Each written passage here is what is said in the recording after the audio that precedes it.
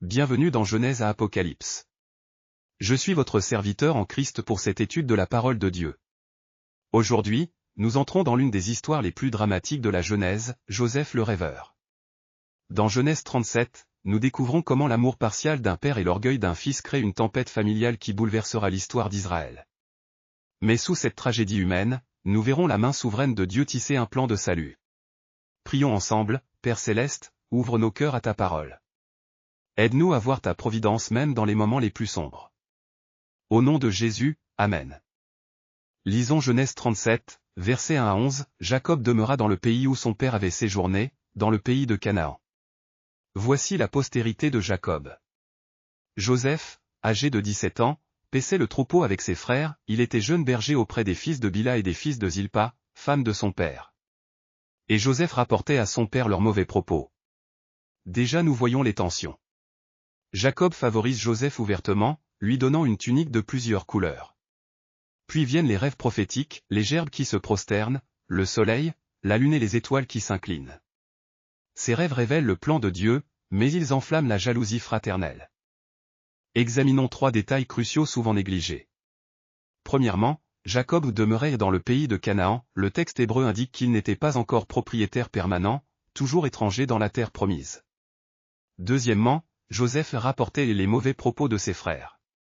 Ce n'était pas de la délation malveillante, mais le rôle d'un surveillant désigné par Jacob. Cela explique pourquoi ses frères le haïssaient déjà avant les rêves. Troisièmement, la tunique de plusieurs couleurs n'était pas simplement belle, elle indiquait que Joseph était exempté du travail manuel, marqué pour le leadership. Cette faveur visible attisait la jalousie quotidiennement. Les transformations théologiques dans ce passage sont profondes.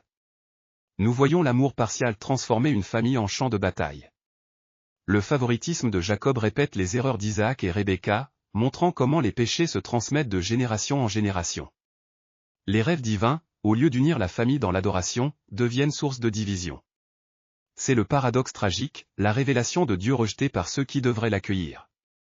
L'innocence de Joseph le mène à la souffrance, préfigurant le Messie innocent qui souffrira pour les péchés du monde. Mais sous cette tragédie apparente, Dieu tisse déjà le plan qui sauvera Israël de la famine. Dans les champs de Dothan, les animaux observent cette tragédie familiale avec étonnement et tristesse. Regardez comme les fils de Jacob traitent leurs frères. Nous, les agneaux, nous nous réjouissons quand l'un de nous reçoit l'attention du berger. Ces humains sont étranges. Ils reçoivent des rêves du Très-Haut, mais au lieu de s'émerveiller, ils se remplissent de haine. J'ai vu l'Éternel nourrir son peuple dans le désert. Pourquoi ces frères ne peuvent-ils se réjouir que Dieu bénisse l'un d'eux? Le jeune Joseph souffre innocent, comme l'agneau mené à l'abattoir. Mais l'Éternel voit tout. La création gémit sous le poids de leurs péchés. Quand apprendront-ils que l'unité est plus forte que la division? Frères et sœurs, cette histoire nous interpelle aujourd'hui. Premièrement, évitons le favoritisme qui divise nos familles et nos communautés. L'amour partial de Jacob a semé des graines amères qui ont porté du fruit pendant des générations. Deuxièmement, recevons les révélations de Dieu avec humilité, non avec orgueil. Joseph avait raison de croire ses rêves, mais sa manière de les partager manquait de sagesse. Troisièmement, faisons confiance à la providence divine même dans les épreuves.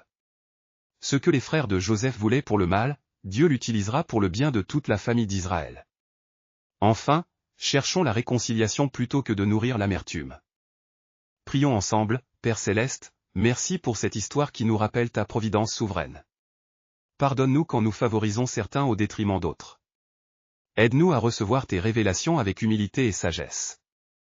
Dans nos épreuves, aide-nous à faire confiance que tu peux transformer le mal en bien. Guéris les divisions dans nos familles et nos communautés. Que ton royaume vienne et que ta volonté soit faite.